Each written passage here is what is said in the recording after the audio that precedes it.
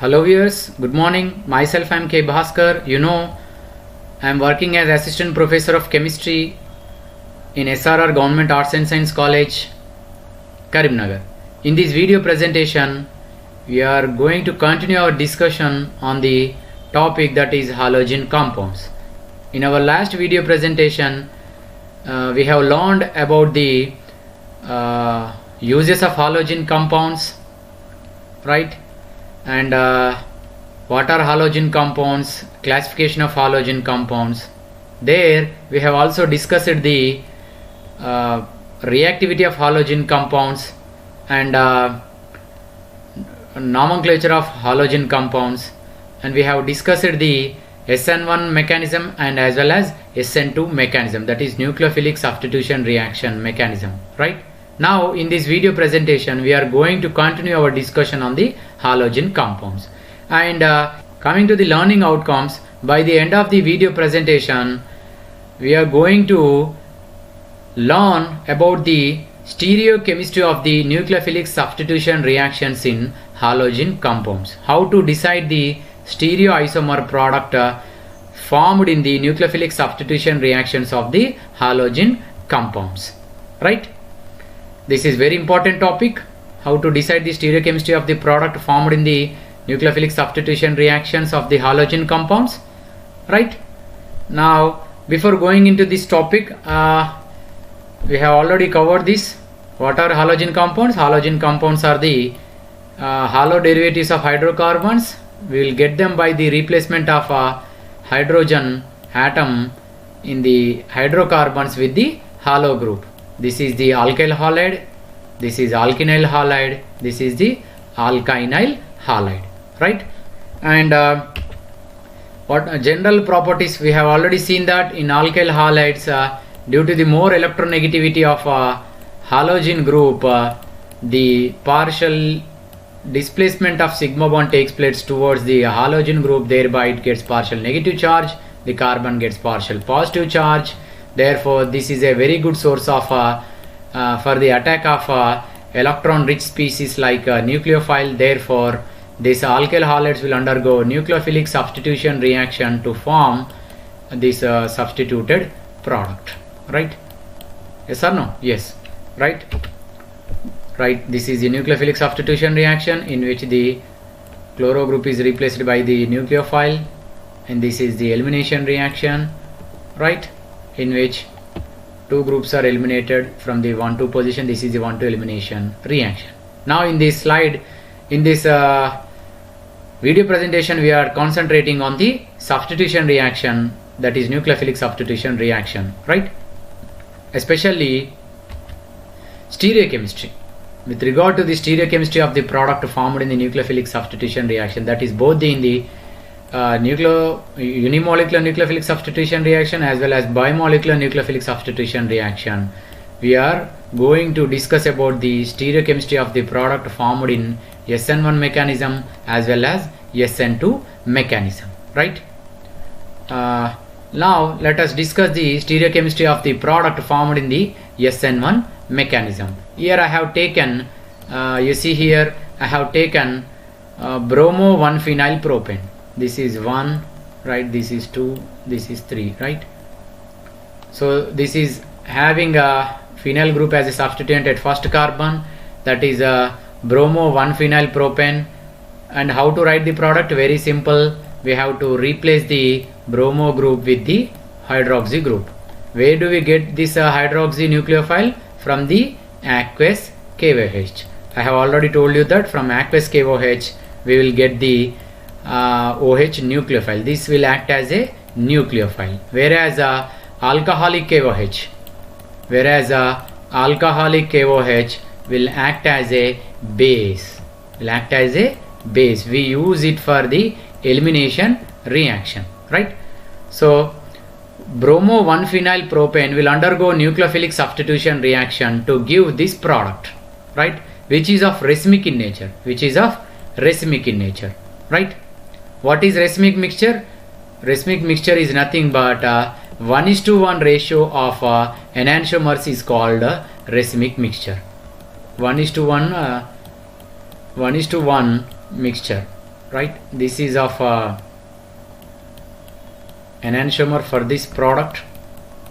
We will get both the products in a 50-50 ratio, right? This is the racemic mixture. We will get 1:1 ratio, right?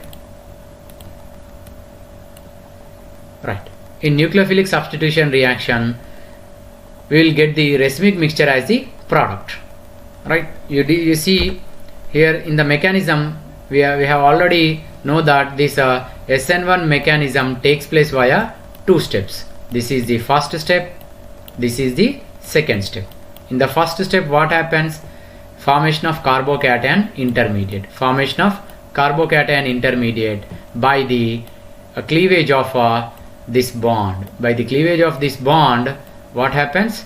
There is the formation of the carbocation. Here this hybridization is sp2. Its structure is trigonal planar structure. This is the planar structure, trigonal planar structure.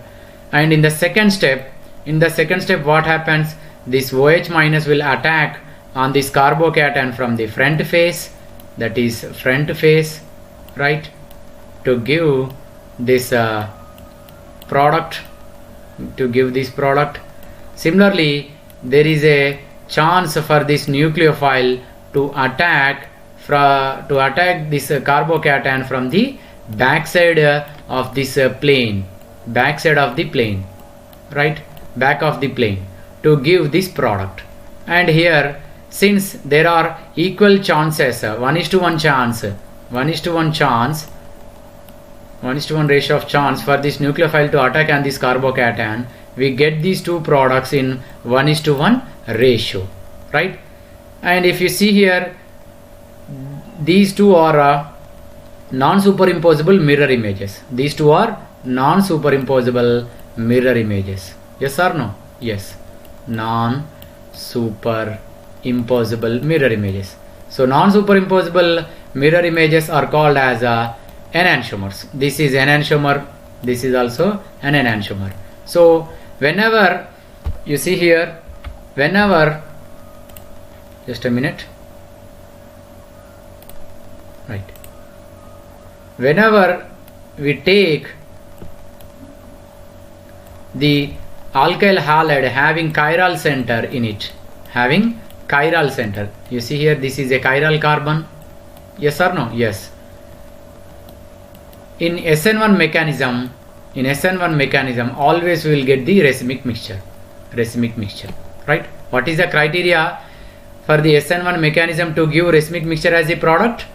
The condition is chiral carbon in the reactant.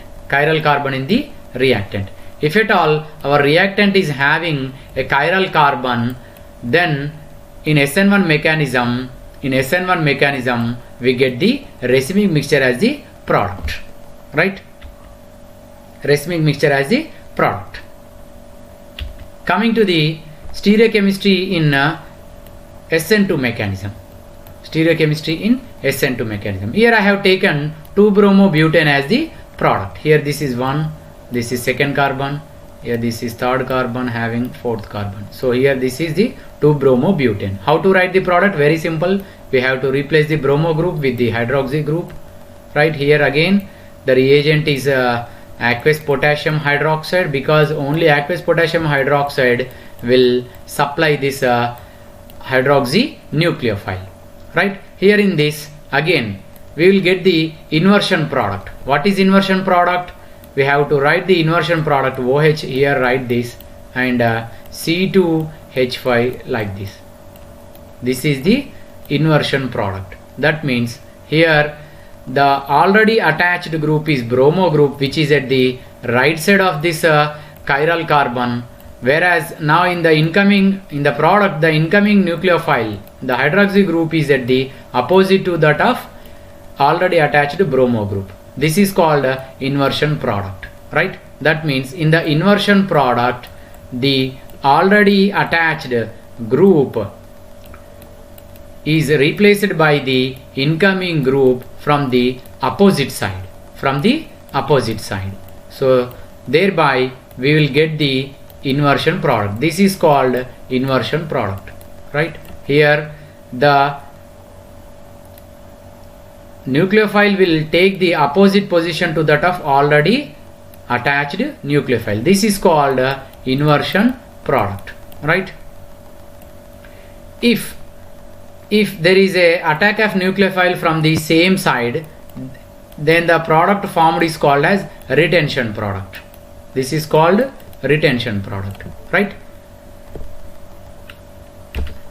Now coming to the mechanism, we know the SN2 mechanism is a single step mechanism which takes place via via transition state. This is the transition state in which both the formation and cleavage of old bond and the new bond takes place simultaneously. This is the cleavage of old bond. This is the formation of a new bond takes place simultaneously. This is called a transition state. This is the imaginary one. This is the imaginary one. Imaginary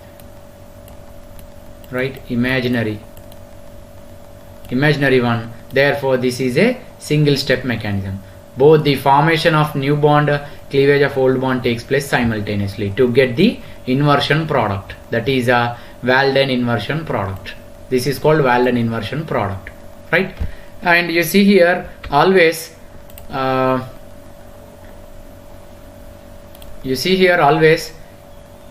in the SN2 mechanism we will get the inversion product, that is here OH group, here C2H5 group.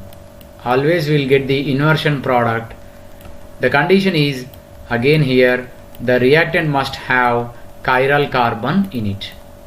Whichever the reactant having chiral carbon, by participating the substitution reaction via SN2 mechanism will give the inversion product, right? And if you try to distinguish the important points between the SN1 mechanism and SN2 mechanism, you see here SN1 mechanism is a first order reaction because it depends only on the concentration of the alkyl halide, whereas SN2 mechanism is a second order reaction. It depends both on the concentration of the reactant as well as concentration of the nucleophile. And here this is a two-step mechanism. SN2 mechanism is a single step mechanism. We will call it as a concerted type mechanism. Yes or no? Concerted type mechanism, right? Here in this SN1 mechanism there is a formation of intermediate carbocation having sp2 hybridization and trigonal planar structure. What is the structure of carbocation? Trigonal planar structure, right? Trigonal planar structure. Whereas here in this SN2 mechanism both the formation as well as cleavage of old bond takes place simultaneously to form transition state. This is the transition state. Already we have seen this.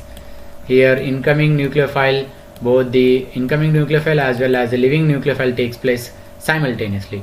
In SN1 mechanism there is a possibility for the rearrangement, whereas in SN2 mechanism there is no question of rearrangement, which we see in the next slide. You see here, this is the alkyl halide. Here is a question for you. Here this is the reaction, that is here, right? This is 2, 2, 1, 2, 3. The compound. What is the name of this compound? 1-chloro, 2, 2, dimethyl propane, right? And this is the alkyl halide.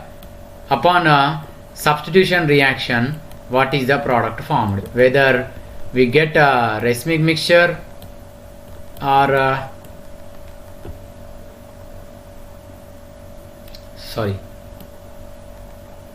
what is the product formed in this reaction, right?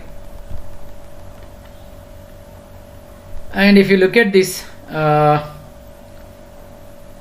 if you look at this alkyl halide, In this, the chloro group is attached to the primary carbon. This is the primary carbon. Yes or no? Yes.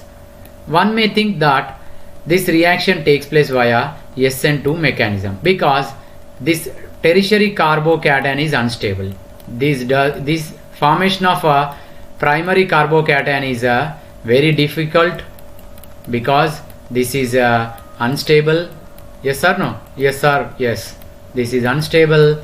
Therefore, this will not take place via SN1 mechanism. Right?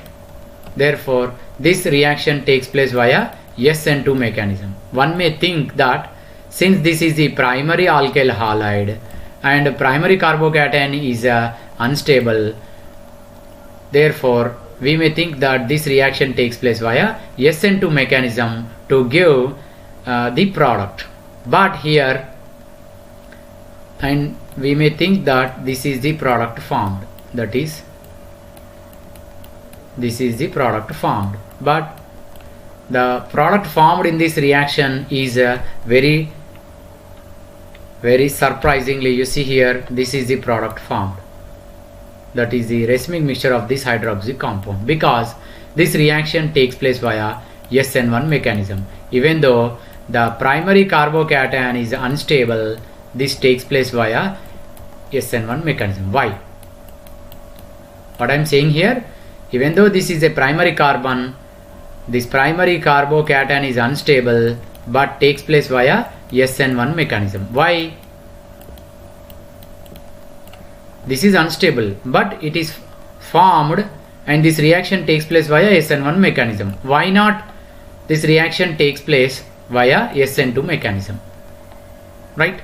My question is, why this reaction does not undergo SN2 mechanism?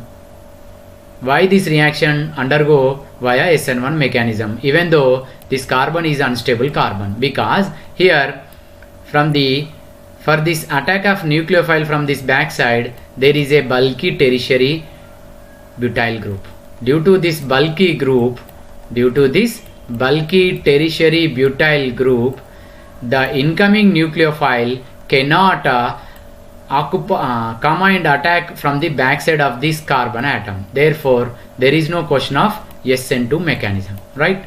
Why this reaction does not take place via SN2 mechanism? Because in this, due to the presence of adjacent bulky group, the nucleophile does not attack from the backside, which is in the SN2 mechanism. Right? Now we got the answer that even though this is a primary carbon, this does not take place via SN2 mechanism because of presence of bulky tertiary butyl group. There is no question of SN2 mechanism. Always this takes place via SN1 mechanism. You see here, this is the, no doubt this reaction takes place via SN1 mechanism to give primary carbocation, but this is the unstable carbocation which will further involve in the rearrangement. Here this methyl group from the adjacent carbon is rearranged to this carbon to give this tertiary carbocation which is of stable one. Right? So in this way, in SN1 mechanism, there is a possibility of rearrangement from unstable carbocation to the stable carbocation, and this formed stable carbocation will be attacked by the hydroxy nucleophile from the front side and back side to form racemic mixture. Of course, this is not a racemic mixture. We should not call it as a racemic mixture because here this carbon is not a chiral carbon. This is not a chiral carbon. Yes or no? This is not a chiral carbon. This carbon is not chiral. Therefore, we should not call it as a racemic mixture. Right? In this way, we will get the product in this reaction. So, if you look at the another difference between the SN1 and SN2 mechanism, SN1 mechanism is favored by polar solvents, whereas SN2 mechanism is favored by taking non-polar solvents. And this SN1 mechanism is influenced by electronic factors. Just now we have seen the rearrangement of primary carbocation to the tertiary carbocation, whereas in SN2 mechanism it is influenced by the steric factor, right? And if you look at the order of reactivity, the tertiary is more reactive in SN1 mechanism compared to the primary, whereas in SN2 mechanism primary is more reactive than the tertiary. These are the differences between the SN1 and SN2 mechanism, right? And if you try to summarize what we have learned about these halogen compounds in this video presentation, we learned the stereochemistry of the product formed in SN1 and SN2 mechanism. Here the condition is if the reactant is chiral, in SN1 mechanism we get the racemic mixture, right? In the SN2 mechanism we will get the inversion product, right? And we have also discussed the differences between the SN1 and SN2 mechanism, right? So in this way, always we should not forget that only chiral reactants in SN1 mechanism give racemic mixture, in SN2 mechanism they give inversion product, right? And after the completion of this presentation, I think right now you are feeling very comfort with what we have discussed, right? And if you have any doubts, please post your questions in the comment section. There your doubts will be clarified. Finally, here is a proverb for you: nurture the nature for the future. Please protect the environment. Thank you for going through the video presentation, right?